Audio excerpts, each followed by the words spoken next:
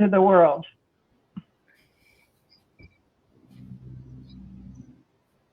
Okay, so we are live now. I think we can commence immediately.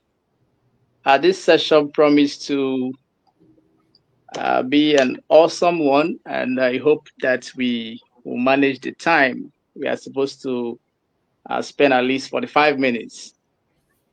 So let me start by welcoming everyone on the call, our audience that are watching us from Facebook. You're very welcome. Good morning to you, good afternoon, good evening, depending on the time you're watching us from. My name is Etoma Oba. I'm a National Head Fellow with the Federal Ministry of Health and Social Welfare Nigeria, and I'm also a trained social worker. Uh, with me in the studio, I have very important guests who have volunteered their time to contribute to this program. I'm going to introduce them before I also highlight the aim of our discussion today. So let me start with Phyllis Leavitt. She is a Phyllis is a psychotherapist who have practiced for over 30 years. She holds a master's degree in psychology and counseling from Antioch University. And as a psychotherapist, she co-directed the Parents United Sexual Abuse Treatment Program in Santa Fe and later went into private practice, working extensively with children, families, and adults. She is the author of A Light in the Darkness, Into the Fire, and her current work is on America in Therapy, a new approach to hope and healing for a nation in crisis. Phyllis, you're welcome to the studio. Thank you so much for having me here with you. It's really an honor and a pleasure, and I'm excited to meet um, the two other guests here. So thank you. You're welcome. And also we have Barry Enwe. Barry, she is born to Ogoni parents here in Nigeria. She is a Master of Social Work candidate at Washington University in St. Louis. She specializes in domestic, social, and economic development. Her work focuses on the intersection of substance abuse and mental health among youth, emphasizing early intervention and community-based solution. Through her experience at the Assisted Recovery Center of America and CTA AmeriCorps, Barry combines research, advocacy, and mentorship to promote resilience in vulnerable populations. Barry, you're welcome. Thank you for having me. Yeah, we also have with us Melissa Thaler. Melissa Thaler is a vocational specialist with Elliott Community Human Service in Massachusetts, where she supports individuals living with several mental health challenges. She's passionate about youth empowerment and recovery. Melissa advocates for community-based support system and early mental health intervention. Her work focuses on helping young people build resilience, find purpose through vocational engagement, and assess the care they need to thrive. Melissa, you're welcome to this session. Thank you for having me. Right. So today, for those of you joining us for the very first time, we've been doing this. This is the fifth round for this program. This program is aimed to enlighten, educate, and also help in breaking the silence around mental health among young people. And also, it's also aimed to reduce the stigma, especially for Africans who find it very difficult to discuss issues surrounding mental health. So this session today aims to unpack the connection between today we are going to be looking at the link between substance abuse and youth mental health. And Melissa will also be she will bring up a perspective from the challenges faced by young people, the challenges of mental health as it affects uh, gaining employment or assessing employment among young people. She's going to talk about that, and we'll look at substance abuse and mental health around young people. So today's session is going to unpack the connection between these issues, examine their root causes, and explore effective pathways for prevention and recovery. So thank you very much for finding time to join us. Let me move quickly to our first speaker, who is Phyllis. Phyllis, with many years of practice, over 30 years plus, and I understand that you're still practicing with your voice through your books. So I want to ask you, how does substance use alter emotional stability and brain development in young people? Yeah, I mean, I think there's no question that it does. Often when people are working with adults who are suffering from or recovering from substance abuse, it's said that their emotional development stopped at the age that they were starting to use. And that can often be very, very young. And so you have people that are really don't know how to be in relationship. One of the very first books that I read in graduate school about substance abuse had a very profound statement, which may be obvious to all of us, but may not be obvious to the general public. And that is that when someone is using substances, their main relationship is not with people, it's with the substance. And that is a severe detriment to their ability to relate to others, whether it's family members, in a job setting, school. Often, of course, it interferes with their ability to learn. There can be tremendous mood swings, from depression to rage to isolation. And sometimes very quickly those mood swings happen. And of course, as we know, when the relationship is with a substance and not with people, that often there's a trail of severe damage to their personal relationships, losing family members, losing friends, and only being able to find friends among those who are also using. So those are some of the big things that I would start with, and I'm happy for other people to chime in and share their experience with the correlation. Oh, and let me just say the other big one, because I worked in the field of sexual abuse for so long, and all abuse. As a therapist, you're going to see all forms of abuse, that the correlation between untreated child abuse and substance abuse is very high.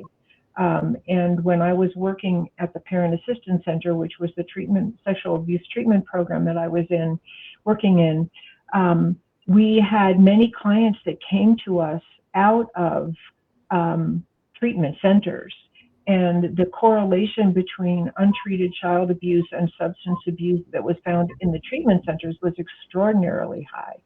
So treating the underlying, and so they were called dual diagnosis treatment centers, because they treated the substance abuse and the emotional deficits that a person was suffering from that were feeding the substance abuse, because people were trying to numb out their pain, and that was the way they found to do it, which is heartbreaking, understandable, and a great cause for concern among young people today. Interesting. Thank you so very much. We'll come back to you. I want to come to you, Barry, as a social worker, and also somebody working around substance abuse. I want you to share with us, what do you think are the common triggers that drive young people into substance use? Well, I think it's just a lot like Phyllis said. It's a lot of times when I have seen it when I was working in middle and high schools, and there was a lot of substance use. A lot of it, you just have to get to the why. It's a lot of these kids. They're honest with you most of the time. It's like, this is what I'm going through. This is my struggle, and this is why I'm doing it. They are rational thinkers who have rational motivations, but they just don't have the proper process of how to fix those things because they are children, and they may not have the support systems in place in order to get to that goal. I think a lot of the time. So I think that it's often just really just getting to the root of it all, of figuring out like why they're doing this, because a lot of times they know and are cognizant of don't do drugs. Yeah. They're aware, like everyone knows that, but it's just like they for some reason they feel that they have to, for some reason, and they are on their own, and at the same time these kids are kids, they're growing up. Drugs affect your mood, and they don't know themselves enough yet to understand how to regulate their moods just generally day to day yet, let alone when you add a substance into the mix. The brain isn't developed until 25, so everything that you're doing with like substance, and you're messing with those connections in your brain, that's going to repeatedly over time cause an impact. And so and I think that's how it should be framed. It's like, rather than like, I think a lot of times the children are vilified for it, rather than it being like, what can we do to help this child's brain development to be fruitful despite what's going on, and how can we help that child so they don't go towards this path anymore? Right. Thank you so much. Thank you so much, Barry. That was really in depth. You We'll come back to you. I just want to make sure that everyone is given a chance to share their insight in today's discussion. Okay, I want to come to Melissa. Um, you as a vocational specialist, I sometimes you hear young people they talk about the challenges they face at workplace, especially those with mental health challenges. They tell you that sometimes it's very hard to find or keep a job, right, with people with mental health challenges. So I want to ask you, from your experience as a vocational specialist, how does mental health directly affect someone's ability to secure and sustain employment? So one of the effects of mental health is that people they have trouble being on the job. They have trouble. One of the things that we encounter in my office is that people have trouble getting to the job. They don't know how to get to the job. Once they're on the job, they have trouble maintaining the job because they don't have, I mean, substance abuse can play into that as well. We work with many people who have substance abuse. I can speak from personal experience as a person with mental health challenges that part of the challenge for me was accepting the responsibility of the job. I was always able to show up on time and be at the job. But people, youth, and anyone with mental health challenges, they might have trouble just being present at the job. So mental health challenges can play into a large part of their ability to just do the job, just be present. If you are having psychosis, it's very difficult to do the job. I can remember I worked at a movie theater for 14 years, and I can remember when I was psychotic, I didn't even know I was psychotic, but yet I was able to do the job. So, I've obviously expanded my horizon since. I think a large part of the best effect of anyone doing a job is to be on the right medication. And I'm a strong advocate for being on the right medication. I think the right medication can help you just live life better. So I just want to say I advocate for medication. So I know some people don't, but I do. Okay, thank you so much. I'm very excited that at some point you're sharing a personal experience. It makes so much sense. Let me come to Phyllis. For me, sometimes I try to struggle to understand whether substance abuse triggers is the cause of poor mental health, or poor mental health triggers substance abuse in among young people. So I want to ask: are there a mental health disorder, or I want to ask: are mental health disorder a cause or an effect of substance use? I think in general it's both, often both anyway. I mean, for someone who didn't have a noticeable mental health issue beforehand, that's possible. Sometimes it's peer pressure that gets kids into using drugs, and it's not necessarily some unresolved trauma that brings them to that use, and then the addiction takes over and it has a life of its own, and it causes lots of mental health issues, whether it's mania or depression or obsessiveness or isolation or aggression, you name it. I think all of those things can be a result of, depending on what drug they're using, how much they're using. You see all kinds of, often very severe, including, harming other people, harming property, harming animals, and harming themselves. So, but often there's a mental health, some kind of mental health disturbance before the substance abuse begins. And the more severe the mental health disturbance is before substance abuse occurs, more likely you are to see more severe results of the substance abuse, and maybe more severe addiction to more lethal, more poisonous drugs. So I think it's both in general. And as I said, the research that I did from the treatment centers was that the correlation was very, very high with people suffering from some kind of, and when I say mental health, I'm not talking about somebody necessarily being schizophrenic. It may be depression. It may be high levels of anxiety and panic from unresolved abuse or neglect or discrimination. And sometimes it's from the family, sometimes it's from the community. I think many young people today are really traumatized by what's going on in the country, especially if you have an alternative sexual identity or you are from a minority population. So the effects of, so when I say mental health, it's really emotional upset, it's emotional distress.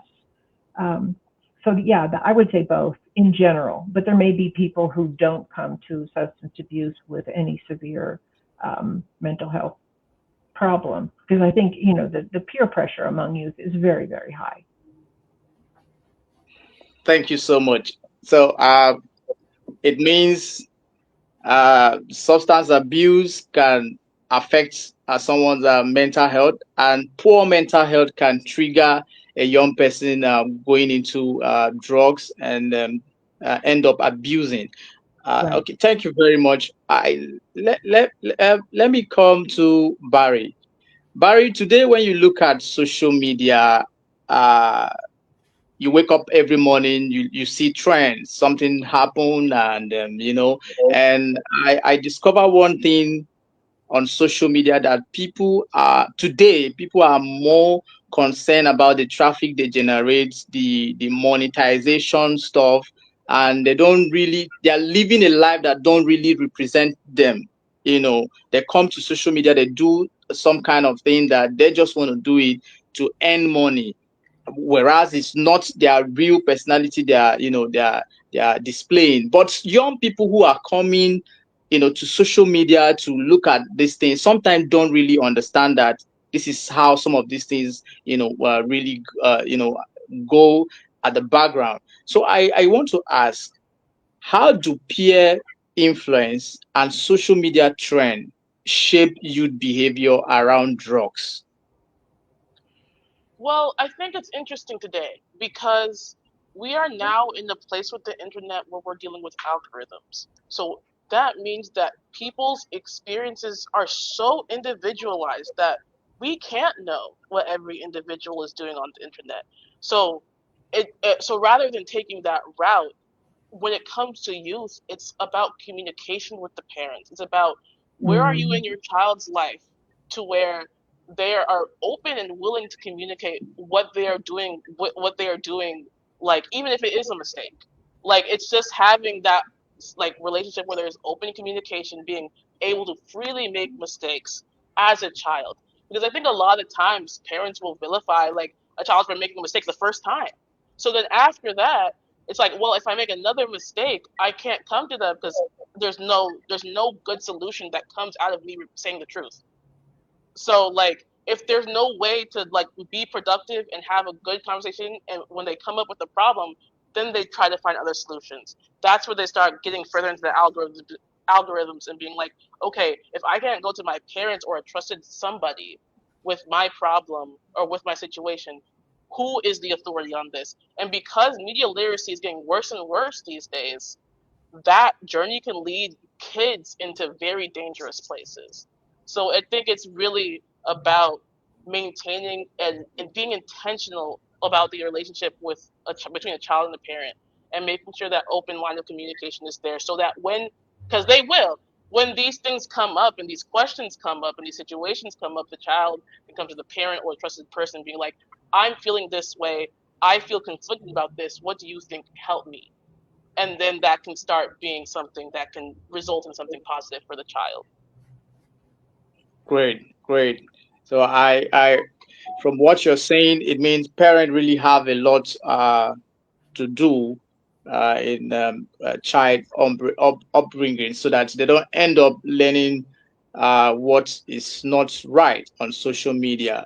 Thank you so very much. Let me uh, come to Melissa.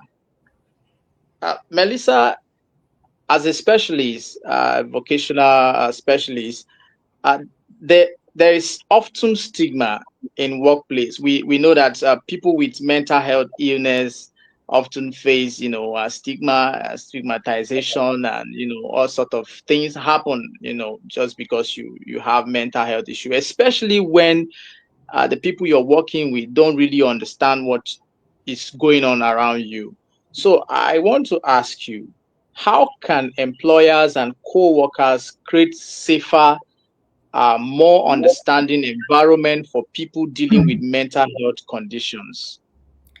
I think the most important thing is to educate the population on what is a mental health challenge. The National Alliance on Mental Illness does a lot of work to fight stigma, and I was part of a program called In Our Own Voice, which is where we go around and we present people with mental health challenges present on their story.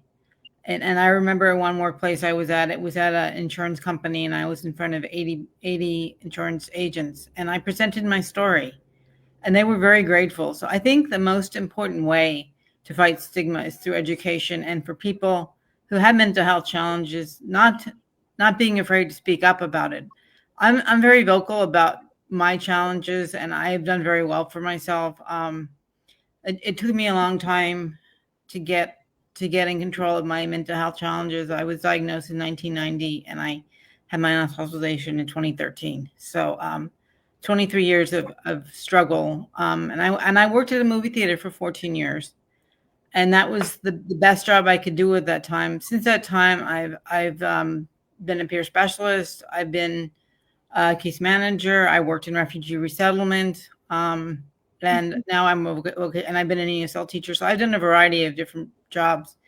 But like you asking what the best way to fight stigma is, education. Mm-hmm. Mm-hmm.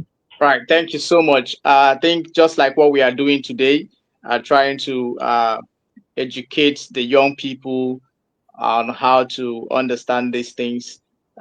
You're very correct. I must agree with you. We need to do more education. I also think the government too need to invest in mental health programs, because especially for us here in Nigeria, these things are not pronounced. So that's why some of us are really taking up initiatives like this. Thank you so very much.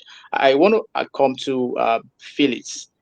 Um, as someone with, I know you have a lot to say when it comes to mental health issues, because you've done a lot of work, research, and practice on this area. So I want to ask, how important is early diagnosis and mental health care in prevention? How important? Yeah, absolutely. Can I quickly just say one thing about what Barry was talking about? Because I just wanted to chime in and say that if you're a Okay. parent out there struggling with a child who has substance abuse, unless you're really in danger from your child, don't give up. Because most kids who are addicted don't like themselves and they really do want help somewhere inside. And keeping on reaching out, keeping on, offering help, even if they're angry and refused and defensive, sometimes eventually you can really get through if you don't give up and you keep presencing your love and care for that child. Um, and I had a child who was addicted early on, and she's doing magnificently in her life now because we all hung out with it and we offered help and she finally took it. So I just want to say, don't give up. Um, and then to your question, I'm sorry, you're going to have to repeat it. Okay, that's fine. That's fine. I was talking about how important is Oh, right, early diagnosis and right, mental health care in prevention. How right, important, so for people to know. right. Absolutely. I mean, absolutely. The earliest you can diagnose it, the best, because for many reasons. Partly, you were referencing, Barry, that the brain is developing, and so if the brain is developing with more and more substance abuse over several years, and the after effects that are emotional distress and failed relationship and failure to thrive in school, and sometimes inability to keep a job, like you were saying, then you just have years more of work to untangle and reprocess and make your way through. So early diagnosis helps both brain development and emotional development be addressed, as soon as absolutely possible. And anybody, I think, that you talk to who has gone into treatment later on, will often say, I wish I had done this sooner. I wish somebody had really, done an intervention or confronted me or helped me, because I've wasted years of my life. So yes, Right, 100%. right. Yeah. So it means it's very important for young people to go for early diagnosis, especially where you start experiencing mental health issues, to really have a professional advice, so you don't end up ruining yourself and getting the right, taking the wrong approach. So thank you very much, Phyllis. Let me ask this question to Barry.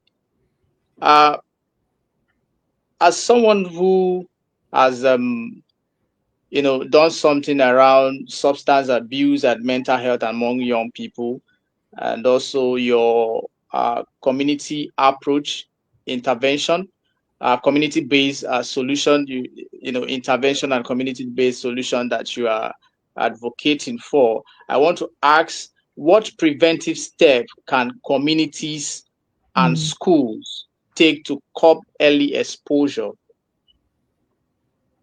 Well, let's see.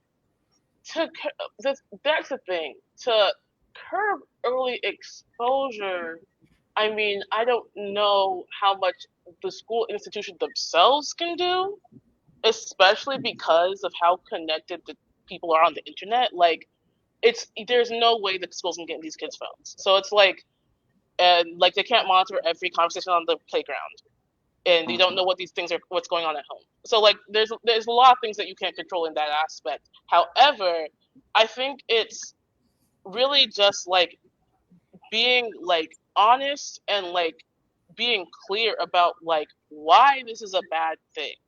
I think to curb it's less about like curbing like their introduction to it, but more like facilitating what happens after they know. Because an idea in itself isn't the problem. The concept isn't an issue. It's the fact that they are now going to engage. something between that, like between the action and the thought, something happens, and that's where an intervention needs to like occur, so it's like when the drug introduction comes in, so if they hear about drugs, like, oh, I already know that's going to do this, this, and this to me. I don't want that for myself. And now they're making an educated decision to like not do that based off of maybe things that the school have put in place. Like maybe like I wouldn't say DARE per se. I don't, as a person who was a recipient of DARE in the United States, maybe not. But like something else is a little bit more geared towards like youth in a way. I think it's really important to get youth contribution, ask them what would help the people they know, their friends, their peers.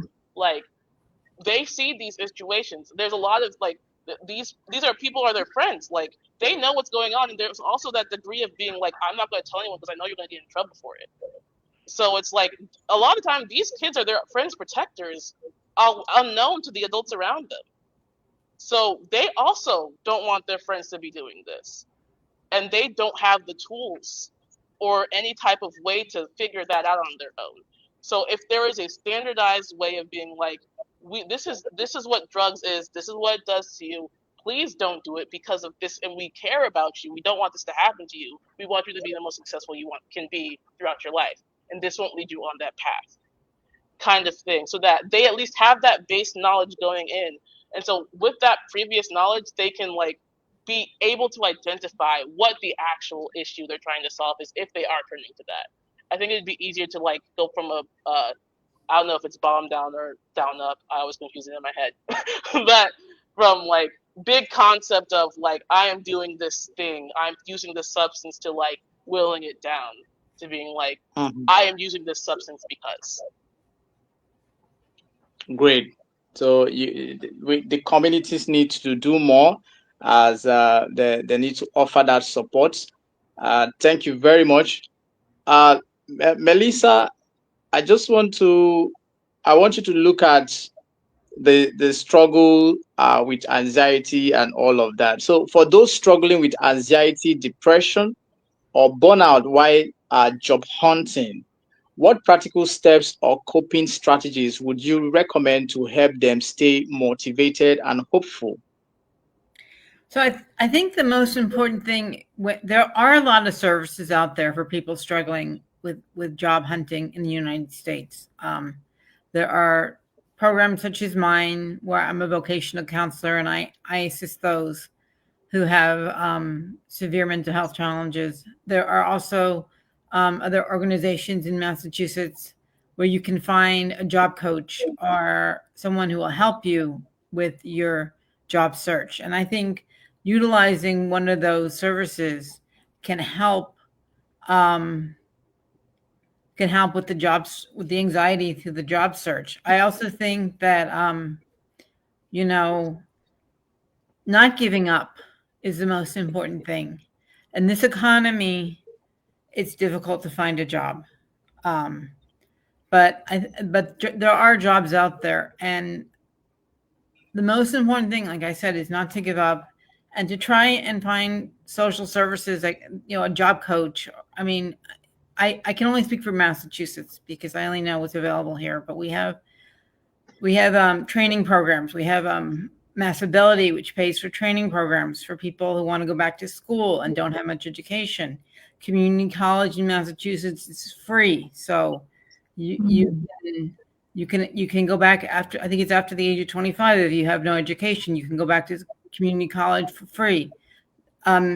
Massachusetts does a lot to try and help people with mental health challenges get jobs. And I think knowing, looking just, I know finding therapists is difficult, but I think if there's someone who can help you navigate the system, whether it's a parent or a friend or just someone to help you navigate the system, there are services out there for people.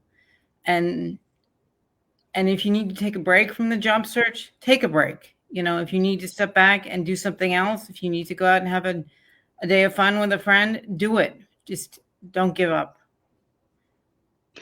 Right. Thank you so much. I love it most where you said take a break, because a lot of young people today, they are pressure, don't give up, don't give up, keep pushing. Sometimes they think don't give up means you shouldn't take a break. So I think that makes sense. So for those of you watching us, please do where to take a break when you need to, and also talk to someone. It's very important to also help you to navigate the system, just like she has stated.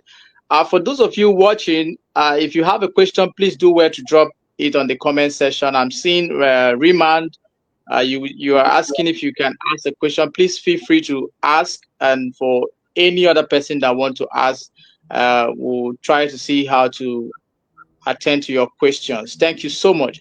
Okay, I think I've been able to exhaust the questions I prepared for uh, each of you, but I just want us to look at the three questions that I designed for Chinedu, even though he couldn't make it today. Let's see how to just discuss briefly on these three May I comment areas. on Phyllis's earlier question about early diagnosis? Okay, sure, sure. I like to say, to echo that sentiment, I personally was diagnosed with bipolar 1 when I was 22, I think. Really.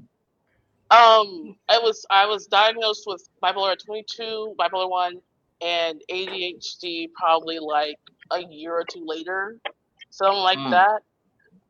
And it really is like when you find it, first off, when I got the diagnosis at first, I saw it and I was like, oh, that's not me, because I had no actual education on what it was, how it actually affects like people on day-to-day basis in not extreme cases that were proliferating in the media. So I was like, oh, that's not me. I got hospitalized for some other reason. I must have been stressed. So then I continue my habits, and then I don't take the medication Mm. because I'm like, this isn't me. I didn't. No doctor talked to me about it, explained it to me. They just handed me a paper, and so I was just like, well, it can't be me. Guess I don't need this medicine. I'll go back to school. It's the middle of the semester. I gotta go. I'm 22. This is my senior year of college in the United States. So um, then that happens, and then come a month later, hospitalized again. Now I'm having to stop going to school. I have to drop out of my mm, senior year of school because of the medication mix I was on, which was like trazodone or something, was literally making me lethargic to the point where I couldn't function. I couldn't like do anything, and I was in the middle of my senior year of college. Like it was time to graduate, and so then I have to like later on see on social media my friends graduating, doing all these parties and mm. stuff, like celebrating the end of the year, and I'm just at home by myself. And so like I personally like I got back in like later on that year and started up again. But to do that, it took me being very intentional and being like, I have to learn this and figure out what this is, and like so I can figure out how to approach this going forward. Because up until this point, all the ways that I had thought that my emotions were working, all the things that I was feeling, I thought was due to irrationality, in the fact that I was either feeling too much or feeling too little, and that is because I was wrong, like with my decision making, rather than being Right. like my brain chemistry is different and respond to things differently in moments, just because my processing different is like a little different. And so I had to change like survival strategies into coping strategies, and like really like be intentional about that process. So that's another reason why it's really good to get early diagnosis, because it's better to know this to be able to create those habits and things to instill in your life later on when you're an adult, rather than having to start to rewire those things when you're already far into your like Right. livelihood and whatever you're doing for yourself. Can I add to that Right. point? Sure, sure. Please go on. It's I really was interesting. diagnosed back in 1990 when people with mental health challenges were told, you will never be able to marry, you will never be able to have a job, you will never be able to do anything. And Really. I mean, I have obviously overcome all that. And I know people who are overcoming that as well. And I think and I think that was touched on, one of the most important things is support from the parents, support from the family, support. Even if I was at a post office the other day with one of my clients, and this man came in and he said, it's difficult. People are lucky if they have one parent, let alone two. And I think that support from the community is one of the most. I was diagnosed at 23. I was older. I was in law school. I couldn't finish law school. I think it's community support. And I mean, this country is so polarized right now that just getting, I mean, I know the individuals I work with, some of them are thriving, some of them are getting job, and these are people who are the most severe in our state. And some of them are getting jobs, some of them are going back to school, some of them are doing things. And the most important thing is to do things.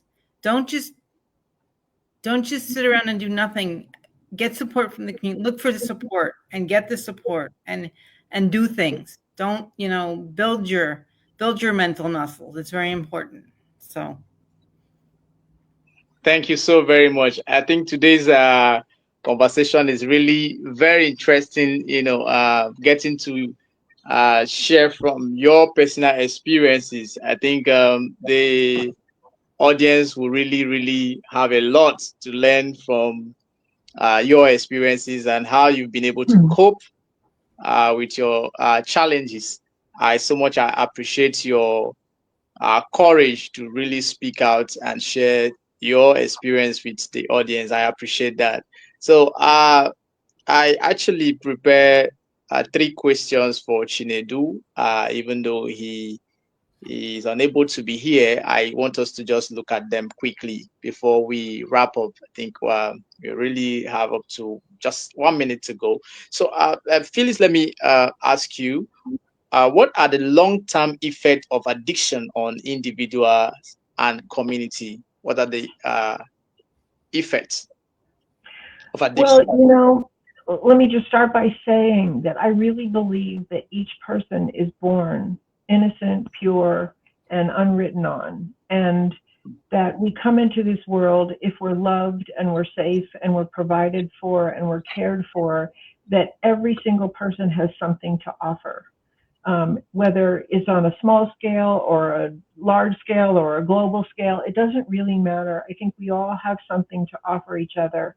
And one of the terribly tragic effects of addiction is that people don't get to be that. They don't get to be their essential self. They don't get to offer to themselves or other people around them what their gifts and strengths are. And so it's a tragedy personally, and it's a tragedy in their families and their communities and societally. And so it's really to our benefit to have community-based programs and help families deal with addiction, because it's to our benefit to help every single person be the very best that they can be. And I really believe that when people get that kind of support, they have so much to offer, whether it's just being loving and kind, being greater parents, expressing their creativity, however it comes out. And I did want to say, in relationship to Barry, what you and Melissa shared, is also having talks like this and educating people and working with young people and working on whatever level of intervention in mental health we can provide really does help break the stigmatization, because I think a lot of people don't ask for help early on because they're ashamed, because they think it means they're less than or unworthy, or they should just be able to pull themselves up by their bootstraps and it's a sign of weakness if they ask for help. And I think the more people talk about their stories and their recovery and the work that they do, the more we normalize that asking for help and getting help, and whether it's medication or therapy or whatever it is a sign of strength. It's not a sign of weakness. So just wanted to throw that in. Thank you so much. Just make me to really think about my space, the Nigerian space and Africa, where a lot of young persons, especially the males, they find it hard to speak out because sometimes they feel a young man is not supposed to show weakness. You should be able to take up that challenge, be a man. You hear people will tell you you have to be a man. And even while you're dying, you find it hard to speak up because you don't want that stigmatization. You don't want people to look at you and say, "Oh, you're weak." So I'm very happy when you emphasize on people speaking out. I believe the young people listening to us, both in Nigeria and the United States, you have to understand that it's not a sign of weakness for you to, speak out. Just like Phyllis have highlighted, you need to speak out when the need arises so that you can get the necessary help that you deserve. Thank you so much, Phyllis, for that insight. Let me ask this to Barry.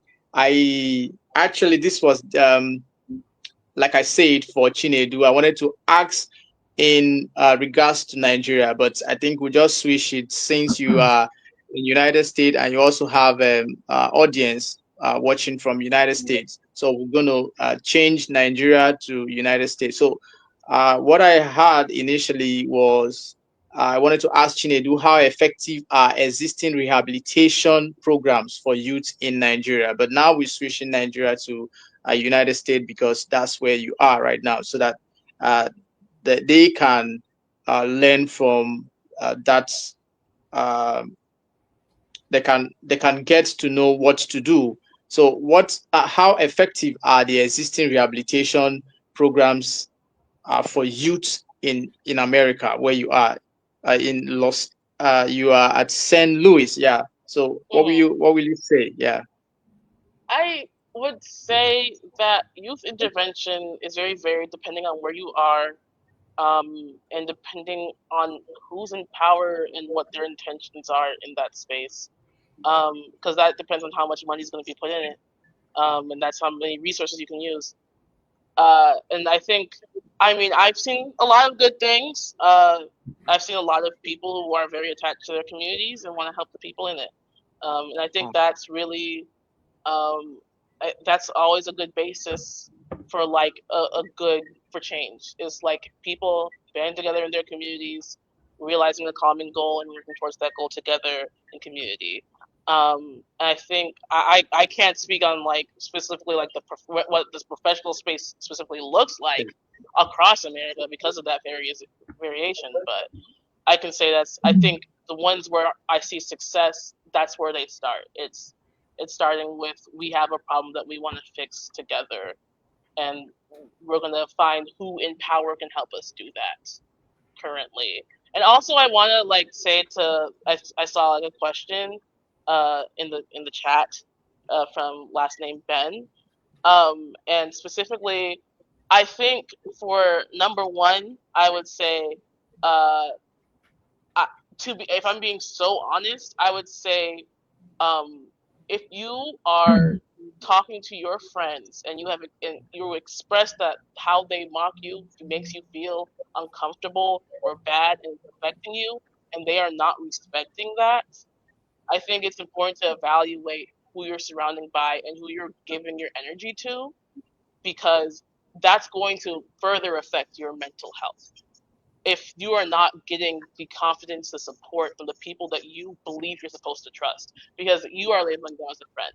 So if they're not able to facilitate that kind of trust and love you in this moment of struggle, I would say that like that's not a circle that you need to be in, so that you can for yourself and to like make sure that you're healthy. And I think that can also help with too, because I think the language surrounding you is going to impact how you think about yourself if that's the constant messaging. That's how it works with TV. That's how it works with most media.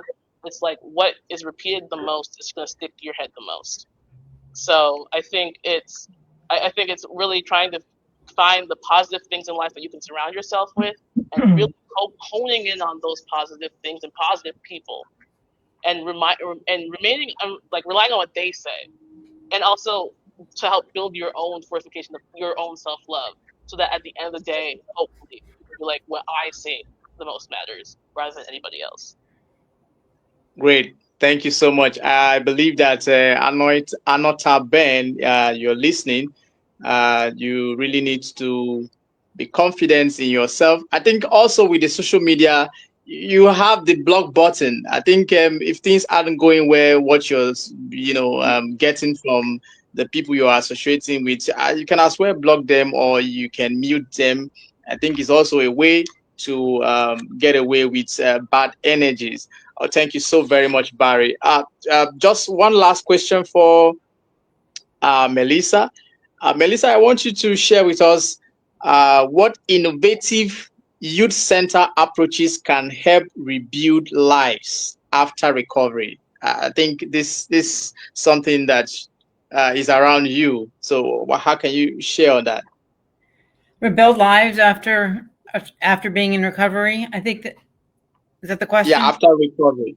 What innovative youth-centered approaches can help rebuild lives after recovery, after Well, recovering from mental health challenges and all that? Yeah. After getting recovery starts after you deal with the substance abuse or you're discharged from a detox or you're discharged from a hospital, whether it's mental health or substance abuse. I think the most important thing is community support, knowing how to access the community supports. I know I was active with NAMI for a while, and I know that NAMI goes around to different.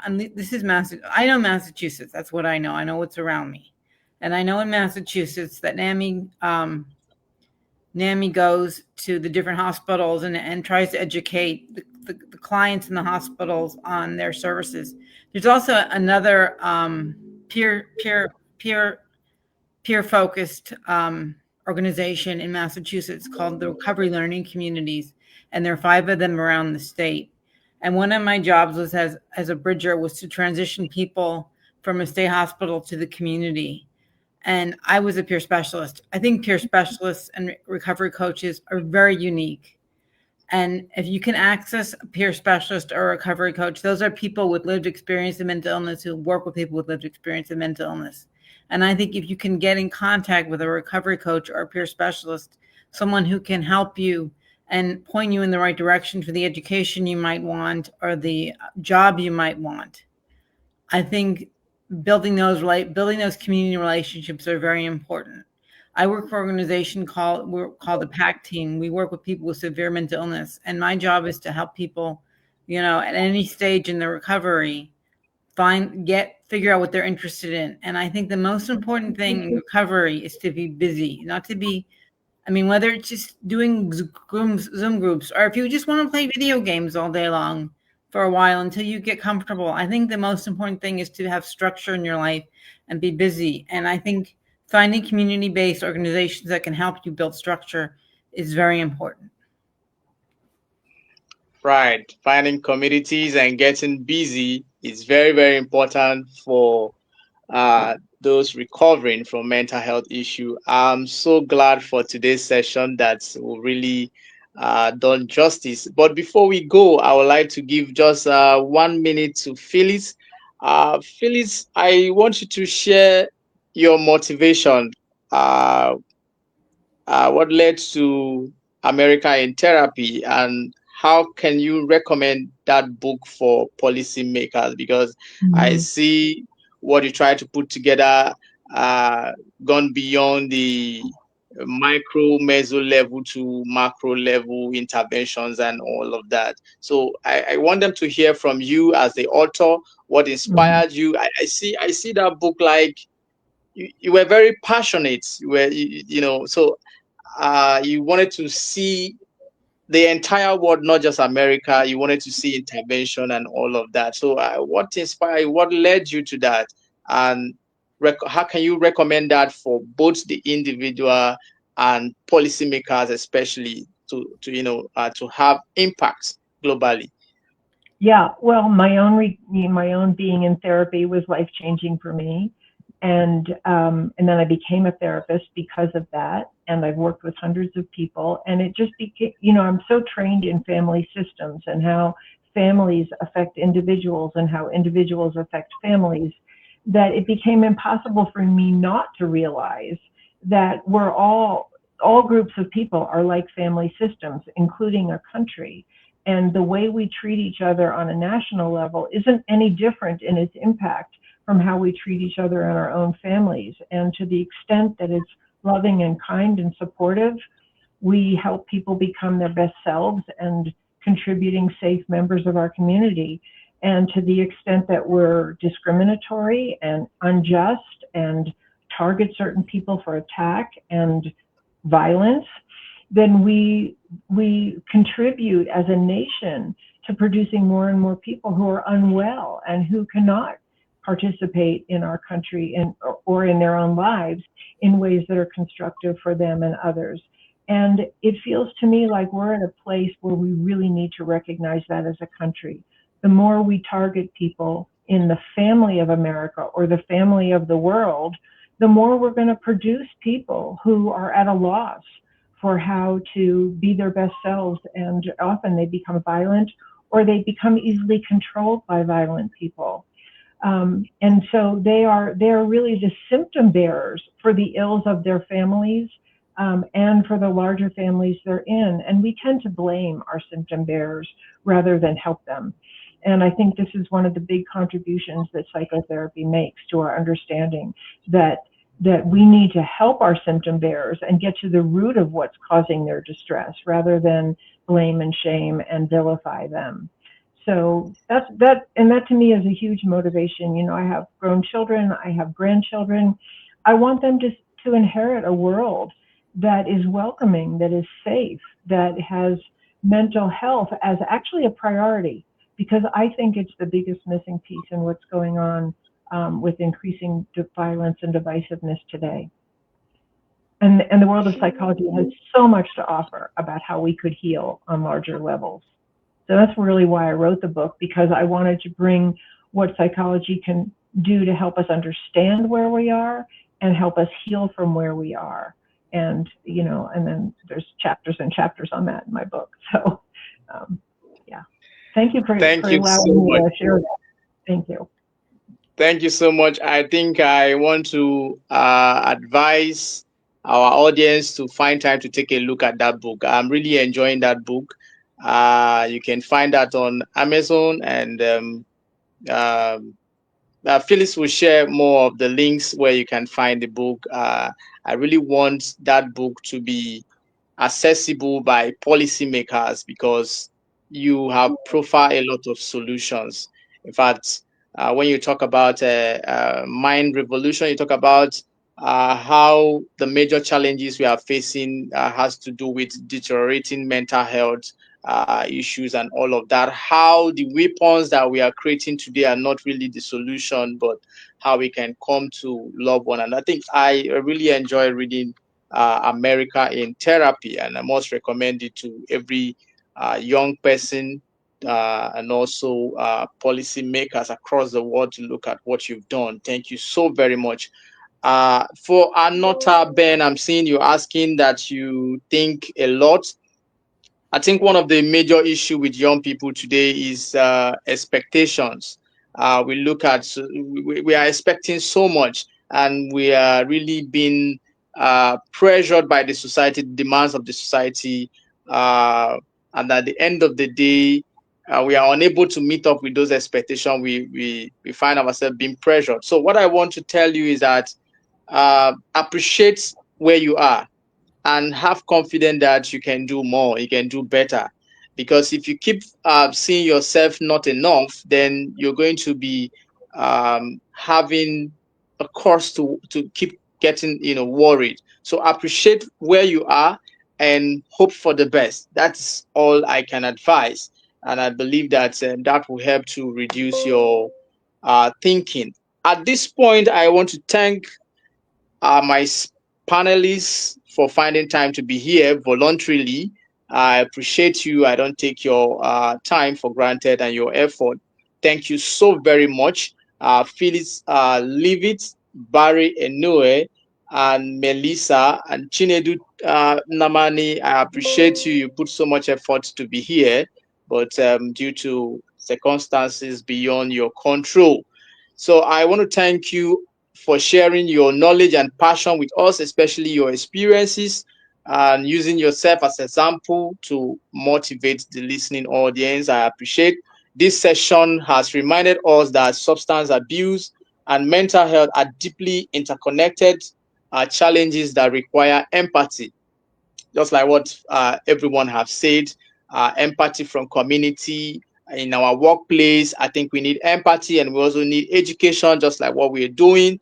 We talked about education, how important it is to reduce stigma, and early intervention, just like what Phyllis has stated. Very important for us to have ourselves diagnosed on time and know what is wrong with you. And I believe that together we can empower young people to make healthier choices and create communities that support recovery and emotional well-being.